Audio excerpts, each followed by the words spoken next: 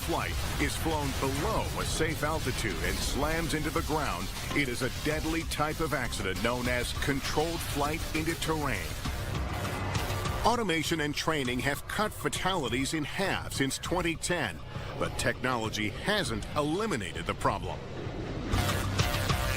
Pilots have to maintain their manual handling skills, but they also have to maintain the ability to properly manage and use automation. Before advances in technology, flying in dark skies and bad weather was even more complicated.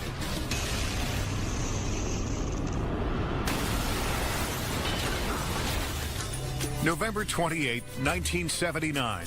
Air New Zealand Flight 901 has just taken off from Auckland Airport. The DC-10 gracefully spreads its giant wings out over the South Pacific. For the third year in a row, Air New Zealand is offering popular sightseeing flights to one of the most remote and fascinating places on the planet, Antarctica. Air New Zealand promoted it to be a special event, to go see the bottom of the world. They were selling an experience. But just minutes from their final destination, a terrifying explosion shatters the silence. It's so loud, it seems one of Antarctica's largest volcanoes is coming to life. It's summer in New Zealand, and Captain Jim Collins is very proud to have drawn one very plum assignment. It was a privilege to get those flights, and he was thrilled to be getting the last one, which was the 28th of November. This is Captain Collins and First Officer Greg Cassin's first flight to Antarctica. So, 19 days before takeoff, they're briefed on coordinates that take passengers out over scenic McMurdo Sound. They were careful to devise a complex but easily flown route that gave the passengers the maximum view. New Plymouth house builder Frank Christmas, seen here on board the festive sold-out flight, is one of 237 passengers. He's been looking forward to it for a year. There was lobster and there was champagne and caviar, and so they would have all had a wonderful time.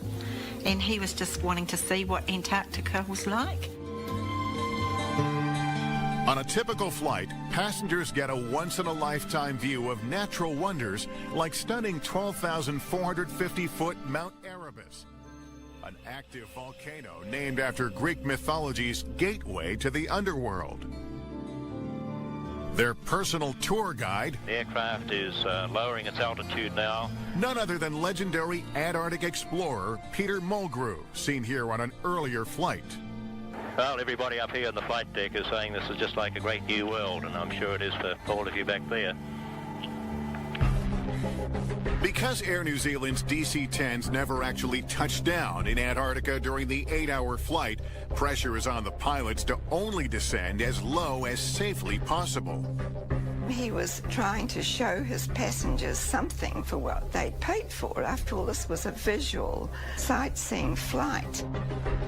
There's an expectation that when you get on that airplane, I expect that we're going to fly down there, I'm going to get to see the penguins, and I'm going to get to see the terrain, and I'm going to really get to be a tourist and sightsee. But Antarctica is as dangerous as it is beautiful. Deputy Police Officer Ted Robinson is stationed at Scott Base at the foot of Mount Erebus. I had to keep a radio log of all the field parties that were out and what they were doing, just for safety's sakes. 40 minutes from their frozen destination, passengers on Flight 901 are standing at the windows, eager for their first glimpse of the endless expanse of ice.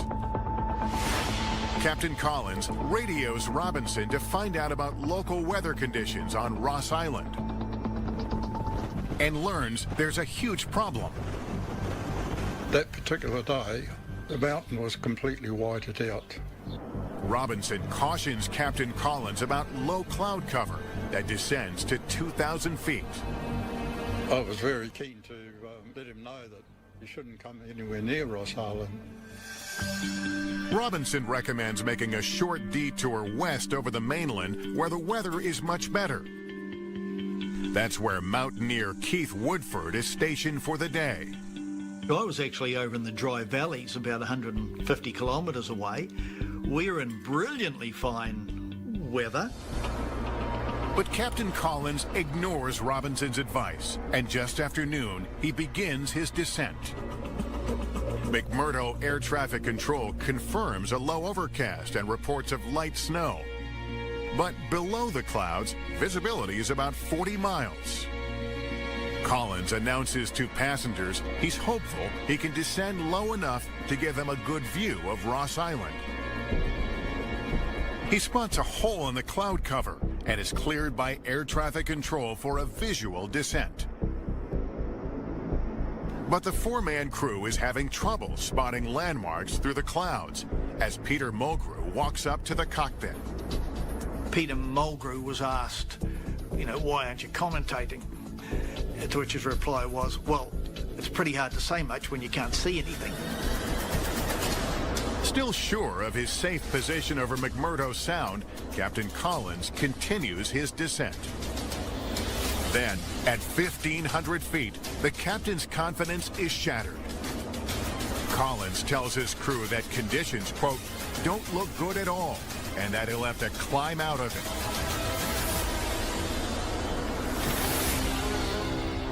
it. Ominously, a minute later, all transmission from Flight 901 stops.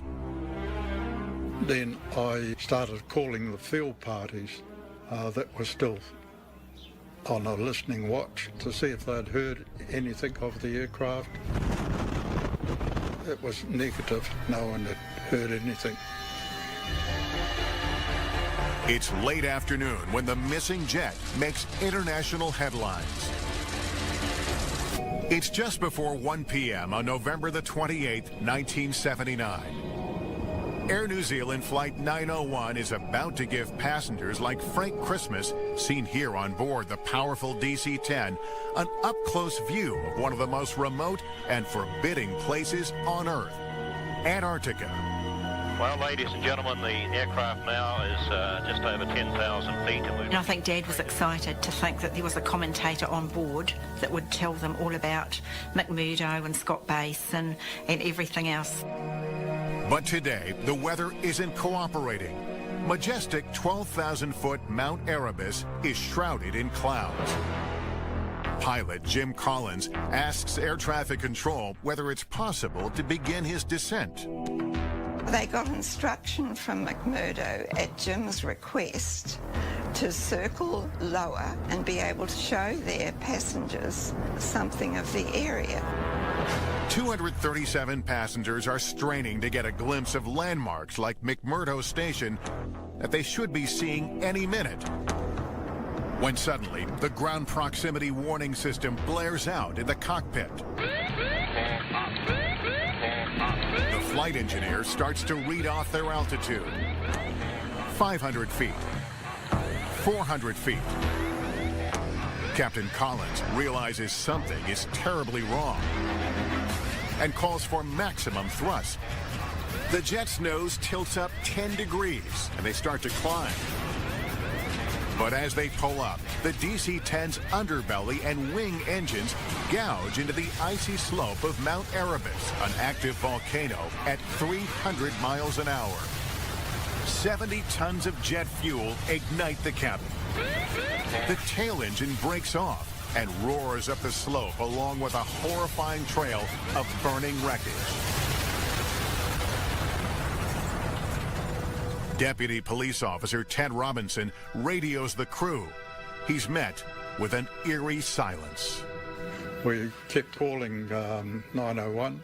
McMurdo was also calling Flight 901.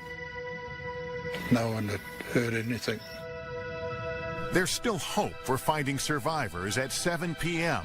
when Air New Zealand Flight Ops calls Maria Collins and asks if she's alone.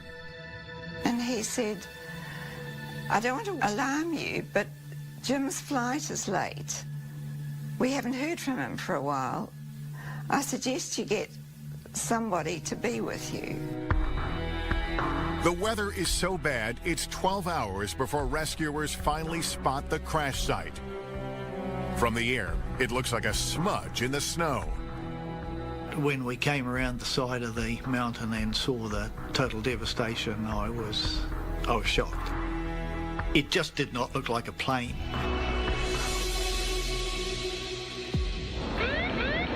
Due to the speed and force of the crash, coroners determined all 257 people on board died instantly.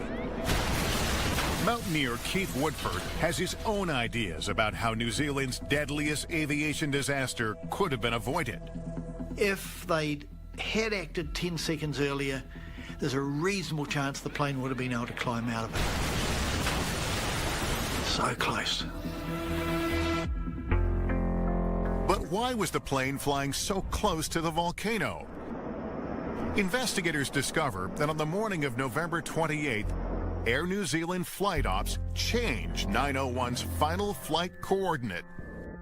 Instead of flying their usual route down the middle of McMurdo Sound, the jet's route was shifted 26 miles to the east over Lewis Sound and directly into Mount Erebus. Clearly, the pilots couldn't see the mountain or they'd have flown around it. In June 1980, the Office of Air Accidents releases its findings, known as the Chippendale Report. It cites pilot error for flying at low level in an area of poor visibility when the crew was uncertain of their position. But in April 1981, a parliamentary investigation known as the Mann Report absolves pilots from any blame. Instead, Justice Peter Mann faults incompetent airline procedures, which change flight coordinates without warning. In a subsequent appeal by Air New Zealand, the New Zealand Court of Appeals faults Mann for overstepping his authority, but does not overturn his findings. The people of New Zealand have never gotten a clear answer to questions about exactly who is to blame for Flight 901. Everybody's got opinions, but a lot of the evidence just has never been considered. But one thing both reports agree on, weather was a key factor. The record shows that they had thought they could get into clear air below the cloud at about 2,000 feet. A weather condition called sector whiteout made the flanks of Mount Erebus seem to disappear. The optical illusion caused the approach to Lewis Sound, flown by Flight 901, to look identical to the approach they believed they were flying over McMurdo Sound. They were seeing what they expected to see, a cloud base above them, a bay or whatever in the front, mountains to either side of them, exactly what they expected to see. These whiteout conditions are very, very, very real. To be able to tell what's ice and what's overcast skies, the color's the same. You cannot really differentiate it. Ted Robinson has never been able to make peace with the fact that the crew didn't heed his advice to detour over the mainland where the weather was clear, and that he never had his say in front of Office of Air Accidents investigators. I maintain that I should have been called to that inquiry. Maria Collins says she has never asked for sympathy. I miss him. Still. But feels her husband's reputation has been unfairly tarnished. Why would he ever, in that situation, jeopardize anybody's life, let alone your own? For passenger Frank Christmas's daughter, the emotional scars run deep. I hated the word Mount Erebus. I just did not even want to know about it. But when I got there and saw it, it's the most beautiful place on earth. I am consoled 100% that Dad's final resting place is in such a beautiful place. It's December 20th, 1995. In a little over 3 hours, the twin-engine Boeing 757 is scheduled to land in Cali, Colombia, just in time for the holidays. If it was my birthday, my 21st birthday, so the trip to go back home to Colombia was a gift for my birthday and to celebrate Christmas and New Year's. Mercedes Ramirez's family was on standby for the flight during a 2-hour delay because of a snowstorm in the Northeast. They end up getting the last 3 seats. Miami-based crew captain Nicholas Tafuri spots lights far below, dotting Colombia's northern coast. This is his 14th flight to Cali. Tonight, his first officer is Don Williams. Just after 9 o'clock, they begin their descent and plunge into darkness in a narrow corridor between the towering Cordillera Central Mountains. When you fly over terrain that doesn't afford a lot of lighting, backlighting, it's like flying into a black abyss. Adding to the danger, 3 years before, anti-government guerrillas destroyed Cali's radar station, and it wasn't replaced. So air traffic control can't tell when planes are off course. That means 965's pilots will be relying on radio navigation beacons to guide them safely through the narrow mountain corridor to runway 1. Flying in areas where there is no radar, where there is limited air traffic control services, puts additional workload on the pilots. The weather in Cali is calm and clear, so air traffic control offers a straight-in approach to runway 19. The crew accepts the runway change, even though First Officer Williams says they'll have to scramble to make it in time. A runway change is not an unusual circumstance. The thing that you have to recognize is if it shortens the distance that you have to fly to get to the end of the runway, can you get down in time? The jet is descending more than 1,400 feet a minute as pilots fall further and further behind their landing checklist. Suddenly, Flight 965's ground proximity warning system sounds in the cockpit. They're just a few hundred feet from a mountaintop and coming down fast. The 757's huge Rolls-Royce engines accelerate as Captain Tafuri tells his first officer to pull up. All of a sudden you're going like straight into the air like you're on a rocket or something, so it was just sheer panic. December 20th, 1995. American Airlines Flight 965 is about to begin its descent to Cali, Colombia. The Boeing 757's approach is through a narrow corridor in one of the world's tallest mountain ranges, the Andes. 155 passengers are on board, including Mercedes Ramirez and both of her parents. They're eager to be reunited with relatives waiting for them at the airport. And you could just tell everybody was excited because this was a Christmas back home flight. Air traffic control clears Flight 965 to descend to 15,000 feet and proceed to Cali. Tafuri instructs flight attendants to prepare for landing. Then, air traffic control offers and Captain Tafuri accepts a runway change that will speed up their arrival time. But First Officer Don Williams says he'll have to scramble to get down in time for the shorter approach.